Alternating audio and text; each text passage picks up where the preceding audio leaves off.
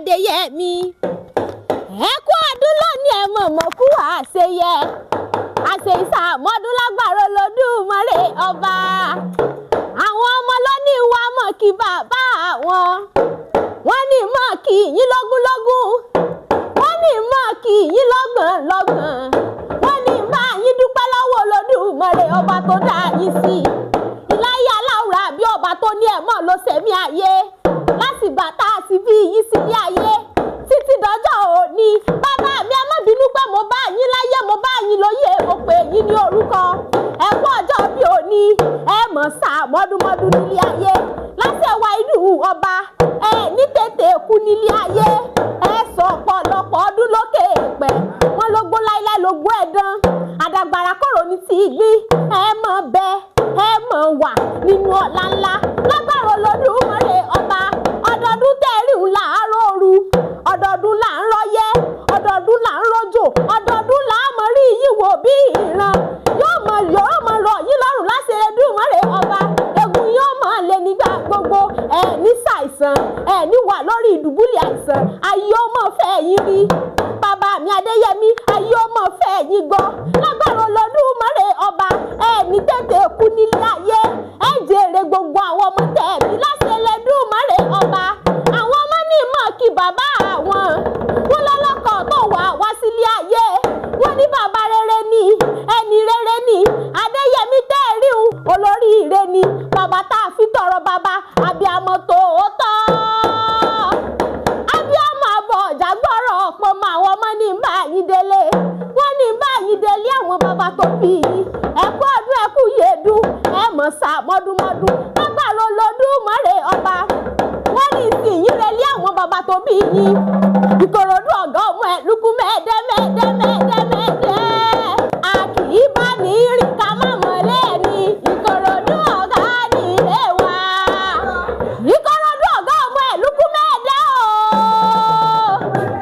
Adéyẹmí sọ̀ǹgbọ́ bí mo ṣe ń pèlé àwọn bàbá tó bí ọlọ́mọ ọmọ ẹ̀ lukú mẹ́ẹ̀ẹ́dẹ́mẹ́ẹ̀dẹ́ Ìkòròdú oríwù ọmọ asàlẹ̀ jẹ̀jẹ̀ bí ẹni òròbí ìrírí bí ogún bí ọgbọ̀n aya ń bẹ nínú ilé lóde àwọn bàbá tó bí yìí ọmọ mọ̀lẹ́ àfẹ́lẹ́jà ọmọ òkèénú gbọ́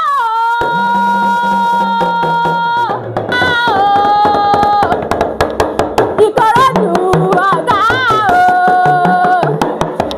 ẹ̀lúkú mẹ́ẹ̀dẹ́ mi Ìkòròdú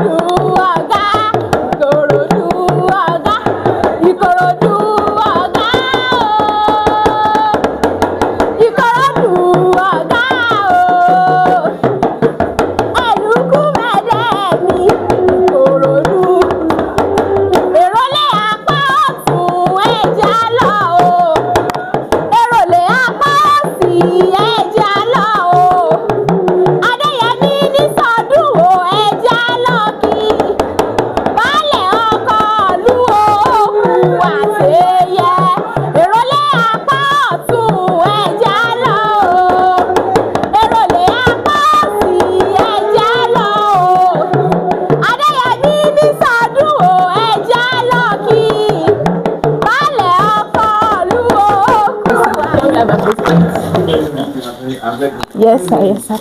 Well, I want to thank you all for coming to celebrate with me. Yes, sir. Though I wasn't expecting this from anyone. I wanted to go out today. In fact, I have a meeting which I must attend in the next 30 to 1 hour. But as I sense what's happening currently, I didn't know, but I'm just having feeling that I'm going to have a visitor in which in which I'm not expecting. I wouldn't want to ask you that where is this coming from, but I know who is capable of doing this to me. The person of my daughter and the rest of his brothers. I know. Yes, sir. Well, I want to say what I want to say is very, very simple. I'm very grateful for this, and I thank you all for agreeing to celebrate with me today. And I wish all of you long life, prosperity, sound health, and whatever you put your hands on shall continue to be prosper. Wherever you find yourself, favor of God shall always be with you. All goodness of things shall be all goodness of things in life shall be your portion. You shall never lack.